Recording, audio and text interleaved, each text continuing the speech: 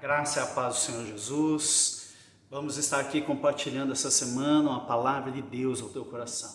O tema dessa semana é Deus opera no tempo certo.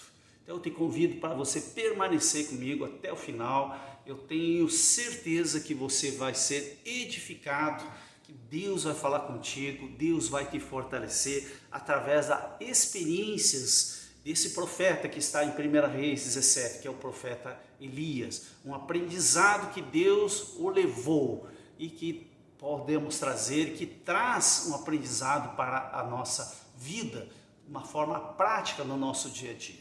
Então vou basear 1 Reis capítulo 17, versículos 4 e o versículo 9. O 4, beberás da torrente e ordenei aos corvos que ali mesmo te sustentem. E no versículo 9 diz, dispõe-te e vai a Sarepta, que pertence a Sidom, e demora-te ali, onde eu ordenei a uma mulher viúva que te dê comida. Queridos, aqui existe dois momentos onde Deus dá uma orientação a Elias, levando ele para um ribeiro e levando ele também à casa de uma viúva. Vamos estar falando um pouquinho mais sobre isso daqui um pouco. Eu quero antes contextualizar você nesse tempo que estava acontecendo. O que estava acontecendo nesse tempo? Queridos, os reis de Israel nessa época, eles vinham praticando muitas ações que desagradavam ao Senhor. E houve ali um momento onde Acabe foi constituído rei sobre Israel. Acabe se casa com uma mulher idólatra chamada Jezabel. Essa mulher, ela é tão má e que levou a piorar a vida do povo de Israel, levando à idolatria e rejeitando o Deus verdadeiro, o Deus único. A influência de uma mulher, a influência da Jezabel sobre o rei e sobre todo o povo de Israel. Então o mal nessa época prevalecia, mas sem esperar, Deus levanta um homem chamado Elias, o tesbita, um homem de Deus, um profeta de Deus, que se levanta e que entrega uma mensagem para esse rei, confrontando na verdade as suas atitudes, confrontando as suas ações, e ali ele desafia. E o primeiro desafio que Deus leva a Elias a confrontar essa idolatria, a confrontar a Baal, o Deus que eles idolatravam, um Deus que era o Deus da chuva, um Deus chamado que era o Deus da fertilidade, um Deus da tempestade, e é confrontado exatamente com 3 anos de seca. Então Israel passa a partir daquele momento a ter um período um pouco bem prolongado, até eu ia dizer um pouco, mas bem prolongado, 3 anos de seca, e consequentemente traria fome ao próprio Israel. Mas Elias, com essa autoridade, fala ao rei, desafia o rei, mas também Deus, sabendo que esse confronto iria trazer problemas, ia trazer irritação, principalmente de Jezabel. Baseado nisso, então, Deus providenciou o que nós lemos aí no versículos 4 e no versículo 9 de 1 Reis 17, quando Deus dá uma orientação para que Elias vá a um ribeiro, onde ali ele beberia, teria água, e onde os corvos o sustentariam, teria carne, os corvos levavam carne a Elias. E ele ficou por um período de tempo. Só que houve um momento em que o ribeiro secou. Aí Deus dá uma nova ordem, orienta ele para ir à casa de uma viúva, a viúva de Sarepta. E ali ele é sustentado também pelo próprio Deus, através de milagres. Então nós, aqui nesse ponto é interessante, onde nós podemos tirar alguns aprendizados. Elias estava aprendendo a confiar em Deus 2 vezes, na verdade 3 vezes, né? A primeira indo à presença do rei Acabe, segundo a ribeiro, terceiro, pelo menos a questão da viúva de Sarepta. Então Deus estava ensinando a Elias a confiar na sua orientação, confiar naquilo que ele estava direcionando, ordenando para ele. E da mesma forma, amados, nós precisamos aprender. Nós, como cristãos, precisamos acreditar na direção divina. acreditar na palavra de Deus, acreditar que Deus nos orienta. Quando Deus nos orienta, Ele sabe o que é o melhor para nós. Perceba que lá na casa da viúva, acontecem 2 grandes milagres. Acontece que de um punhado de farinha e um pouquinho de azeite, Deus multiplica através de Elias, tanto a farinha como o azeite, porque não falta o azeite, não falta mais a farinha, e sustenta aquela viúva que tinha um bocadinho, estava prestes a morrer. Não só sustenta a viúva, sustenta o seu filho, como também sustenta o profeta. O segundo milagre é que quando morre o filho dessa moça, dessa viúva, percebam só o momento difícil que a viúva estava passando, seu único filho, e ele morre.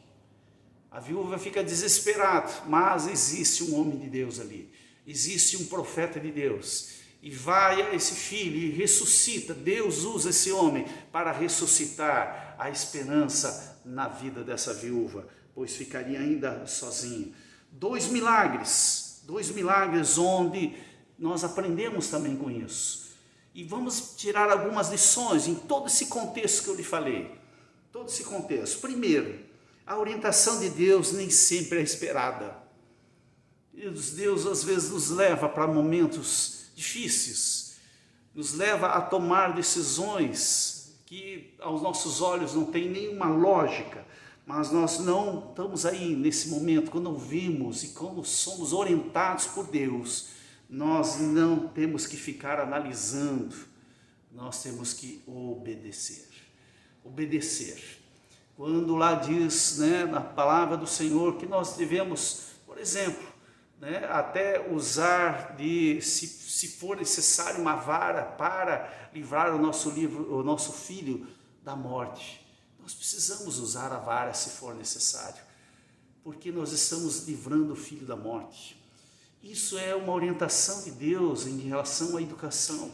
Mesmo que o mundo, mesmo que a cultura, que hoje estão querendo implantar, seja diferente, mas a orientação de Deus, vem a sabedoria de Deus, porque conhece o ser humano. E Deus dá a orientação certa. Deus fala na sua palavra as coisas certas, aquilo que é para o nosso bem. Os mandamentos do Senhor não são penosos, são bênção para as nossas vidas. Então nós temos que aprender a obedecer, simplesmente obedecer. Se Deus está nos orientando, Deus, vá na direção de Deus. Se Deus está dizendo para você fazer algo, sair desse lugar e ir para outro lugar, se você tenha certeza que Deus tem o melhor para você, mesmo que seja algo ilógico aos nossos olhos humanos. Queridos, quando a gente está num lugar determinado por Deus, ali há paz. A gente sabe que a paz é o hábito do nosso coração. Se Deus, por acaso, colocou numa situação difícil, é porque Ele quer ensinar algo, Ele tem um propósito. Então, perceba o propósito de Deus, se você está passando por um momento difícil. Segundo ensinamento, os primeiros dias geralmente são os mais difíceis. Quando nós obedecemos a Deus, em momentos logo seguintes à obediência, às vezes dá vontade de voltar para trás, dá vontade de desanimar, e existe um inimigo que quer desestimular a que você possa retroceder. Querido, não desista, não desista. Se você tem uma palavra de Deus, se você está andando segundo a orientação da sua palavra, a palavra Logos, ou seja, a palavra Rema, ande nessa palavra, viva essa palavra e tenha certeza que Deus é contigo. Não retroceda, por mais difícil que seja, não retroceda. Outro ensinamento, a promessa de Deus depende da obediência. A promessa de Deus depende da obediência. Não deixe de fazer a sua parte. Quando Deus mandou Elias fugir, ele fugiu. Quando Deus ordenou ele que ele fosse para um lugar, ele prontamente obedeceu. Queridos, toda promessa cumprida, presta atenção, geralmente é resultado da obediência de Deus. Quando Deus tem uma promessa, nós obedecemos a sua palavra, a promessa se cumpre na nossa vida. se cumpre na tua vida. Então, toda promessa de Deus depende da obediência. Amém? A outra e última lição que podemos tirar na vida de Elias: a providência, ou aliás, as provisões de Deus são justas. Seja bem agradecido. Muitos estão murmurando por causa do emprego que não é aquele que eles gostariam de ocupar ou de ter. Acabam murmurando porque não é a casa que eles gostariam de morar, gostariam de ter mais conforto. Muitos murmuram porque o salário é pequeno. Seja agradecido. Em lugar da murmuração, agradeça a Deus pelo que você possui. Agradeça a Deus. São lições que nós precisamos aprender, que nós possamos viver nessas verdades.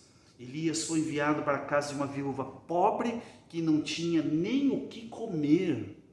Você imagina na cabeça de Elias, chega na casa de uma viúva, onde Deus disse: vai para a casa dessa viúva, entra naquela casa. Quando chega lá e pede algo para comer, a viúva diz para ele: olha, eu tenho um punhadinho de farinha, um pouquinho de azeite, eu até vou fazer essa comida e vamos morrer. Aí você imagina a cabeça de Elias. Qual seria a sua resposta? Meu Deus, eu acho que Deus se enganou, eu acho que a minha cabeça, eu acho que eu ouvi algo errado. Queridos, há provisões de Deus.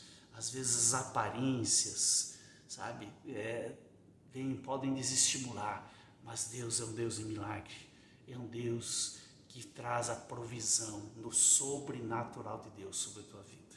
Creia nisso, creia nesse aprendizado que Elias deixou para as nossas vidas. Possa confiar no Senhor, não murmure, seja agradecido e tenha certeza que Deus há de prover todas as tuas e as nossas necessidades. Deus, em nome de Jesus, eu abençoo todo ouvinte, eu abençoo a casa, eu abençoo o trabalho, eu abençoo os relacionamentos, abençoo, Senhor, os seus filhos, a descendência, Senhor, no nome de Jesus. Que isso que aconteceu com Elias possa acontecer na sua vida, na sua casa, no seu trabalho. Seja agradecido. Se você é filho de Deus, se você entregou a tua vida para o Senhor Jesus, Ele é Senhor da tua vida. Ele cuida de ti. Ele tem uma responsabilidade sobre a tua vida. E Ele é Pai. Ele te ama. Por mais difícil que a situação esteja passando, Deus ama você. E Deus é contigo. Amém, amado? Receba esse aprendizado, retém isso no teu coração e seja feliz no nome do Senhor Jesus. Que a paz de Cristo tome o teu coração e a tua mente no nome do Senhor Jesus. Amém?